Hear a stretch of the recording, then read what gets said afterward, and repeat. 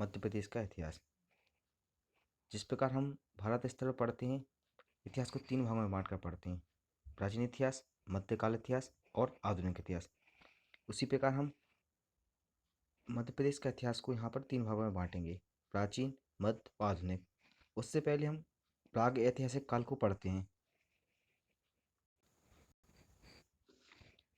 प्राचीन, मध्य और आधुनिक। उससे पहले भी हम प्राग ऐतिहासिक काल को पढ़ते हैं। प्राग ऐतिहासिक काल हम हिस्ट्री में डीप में पढ़ेंगे, लेकिन यहाँ पर मैं आपके लिए थोड़ी बता देता हूँ कि प्रागैतिहासिक काल का मतलब है जब मानव पत्थर एवं तांबा के हथियार बनाता था। इस प्रागैतिहासिक काल को हम 2 भागों में बांट सकते हैं: प्रापाषाण काल एवं ताम्रपाषाण काल। इस समय मानव जंगलों में विचरण करता था एवं पत्थर एवं तांबे के हथियार बनाया करता था, अतः इसे प्रागैतिहासिक काल कहते हैं। सामान्यतः प्रागैतिहासिक काल में मध्य प्रदेश के स्थलों के बारे में प्रश्न पूछे जाते हैं। तो हम महत्वपूर्ण स्थल पढ़ेंगे: भीमबेटका, आदमगढ़, ये हो गया प्रापाषाण काल, तथा जो ताम्रपाषाण कालीन स्थल हैं वो हम आगे पढ़ेंगे। आइए हम पढ़ते हैं भीमबेटका।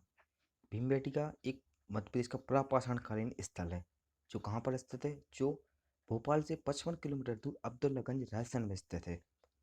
कहाँ पर स्थित है? अब्दुल्लागंज रायसेन में। जिसमें आदिमानवकालीन शैलाशय मिले हैं, जिसके माध्यम से हम यह जान सकते हैं कि आदि मानव की संस्कृति किस प्रकार थी। साथ ही यह 2003 में यूनेस्को की विश्व विरासत सूची में इसे शामिल किया गया है। इस कारण से यह और भी महत्वपूर्ण हो जाता है।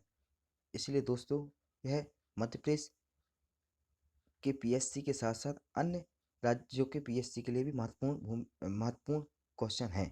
इस कारण से आप इसे इन पॉइंटों को आप रट लीजिए। दूसरा स्थल हम पढ़ेंगे आदमगढ़। एक मध्य पुरापाषाण कालीन स्थल है। यह आदिमकालीन जो मानव थे उनका क्रीड़ा स्थल रहा है। यह मध्य प्रदेश की नर्मदा नदी के तट पर होशंगाबाद में स्थित है।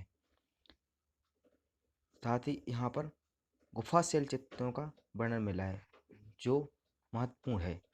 साथ ही यहाँ पर पशुओं के प्रथम साक्ष्य मिले हैं, जिस कारण से यह बहुत ही महत्वपूर्ण प्रश्न हो जाता है। यह भी पीएससी के साथ साथ अन्य अदर राज्यों के पीएससी में महत्वपूर्ण प्रश्न बन सकता है। अतः यह हमारे पुरापाषाण कालीन स्थल कंप्लीट हुए। अब हम पढ़ते हैं ताम्रपाषाण कालीन स्थल। दोस्तों, अब हम पढ़ेंगे कायथा, जो ताम्रपाषाण कालीन महत्वपूर्ण स्थल है। यह स्थल मध्य प्रदेश की महाकाल की नगरी उज्जैन में स्थित है, जिसमें तांबे से निर्मित छेनी, हथौड़ा आदि अस्त्र मिले हैं। साथ ही यह बराहमेर जो महान ज्योतिषविज्ञ थे उनकी जन्मस्थली रहा है। तो यह इस कारण से मध्य प्रदेश में महत्वपूर्ण भूमिका निभाता है यह स्थल। आइए दोस्तों, अगला स्थल है हमारा आगरा। आगरा मध्य प्रदेश के मंदसौर में स्थित है, जो रावण से संबंधित है। यहाँ से हमें क्या प्राप्त हुए? यहाँ से ताम्रपाषाण काल से लेकर गुप्त काल तक के स्थल हमें प्राप्त हुए हैं। कहाँ से? ताम्रपाषाण काल से लेकर गुप्त काल तक के हमें जो स्थल प्राप्त हुए हैं।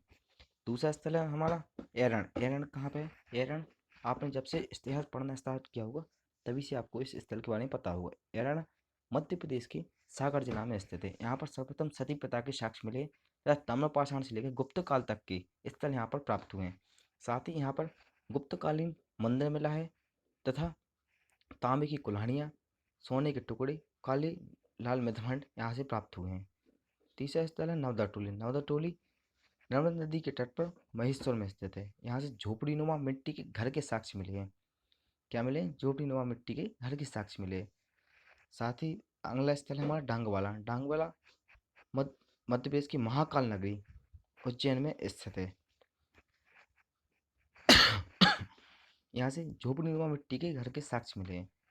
अगला स्थल है नागदा। नागदा आपने पहले भी सुना होगा, जो कृत्रिम रेशा के लिए प्रसिद्ध है। हाँ, वही नागदा की बात चल रही है यहाँ पर।